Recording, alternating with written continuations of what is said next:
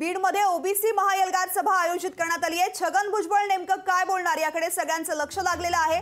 संध्याकाळी 6 वाजता सभा आयोजित करण्यात आलेली आहे। छत्रपती शिवाजी महाराज क्रीडा मैदानामध्ये सभा होणार आहे। दरम्यान सभेच्या ठिकाणावरून आढावा घेतलेला आहे आमचे प्रतिनिधी विकास माने यांनी। जिल्हा क्रीडा संकुलनावरती आज ओबीसी नेते छगन भुजबळ यांची सभा जी आहे ती आयोजित करण्यात आलेली आहे। ओबीसी महाएल्गार याचं या सभेला नाव देखील देण्यात आलेलं आहे। मी याच ठिकाणच्या ग्राउंडवरती उभा आहे आणि या ठिकाणी आपण पाहू शकता 8 दिवसांपासून या सभेची तयारी जी आहे ती ओबीसी बांधवांच्या माध्यमातून केली जात होती आणि हे संपूर्ण जे ग्राउंड आहे जवळपास 50,000 लोक बसतील, यापेक्षाहून अधिक लोक बसतील अशी व्यवस्था जी आहे ती या ठिकाणी आयोजकांकडून करण्यात आलेली आहे। या ठिकाणी जर आपण पाहिलं तर गोपीचंद पडळकर असतील, छगन भुजबळ आहेत, त्यानंतर पंकजा मुंडे आहेत, जयदत्त क्षीरसागर असतील, धनंजय मुंडे असतील, या सर्व नेत्यांना जे आहे आमंत्रित करण्यात आलेलं आहे।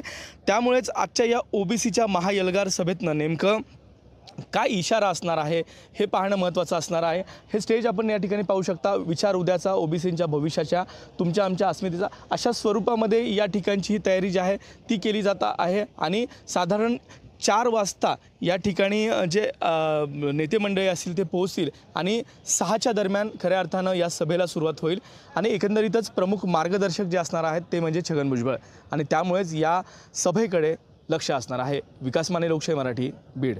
आजचा जो ओबीसी समाजाचा मेळावा जो आहे त्या मेळाव्याच्या अनुषंगाने आपण बंदोबस्त नेमलेला आहे। मोठ्या प्रमाणात जिल्ह्यातला बंदोबस्त वापरला आहे। त्याशिवाय आपण SRPFच्या 2 कंपन्या देखील या ठिकाणी वापरतो आहोत। या बंदोबस्तामध्ये आम्ही आमचे CCTV कॅमेरे वेगळ्या सेपरेटली इन्स्टॉल केलेले आहेत। त्याचं मॉनिटरिंग कंट्रोल रूमला आणि पोलीस अधीक्षक कार्यालयामध्ये देखील त्याचं मॉनिटरिंग केलं जाणार आहे। हे सगळं जर मिळवलं तर आपल्याला साधारणतः 800 कर्मचारी या ठिकाणी आपण वापरतो आहोत। आता आपल्याला माहिती आहे की आपल्या या सध्या जे वातावरण आहे मराठा वर्सेस ओबीसी, त्या अनुषंगाने आपण देखील याचे जास्तीत जास्त प्रिकॉशन घेतो आहोत आणि जे याच्यामध्ये गोंधळ करण्याची शक्यता वाटते आम्हाला त्यांच्यावर आम्ही प्रतिबंधक कारवाई 149च्या नोटिसा दिलेल्या आहेत आणि जो पण याच्यामध्ये काही गडबड करेल तर त्याची पण आम्ही गय करणार नाही। लोकशाही मराठी, ऐका, पहा, जागरूक रहा।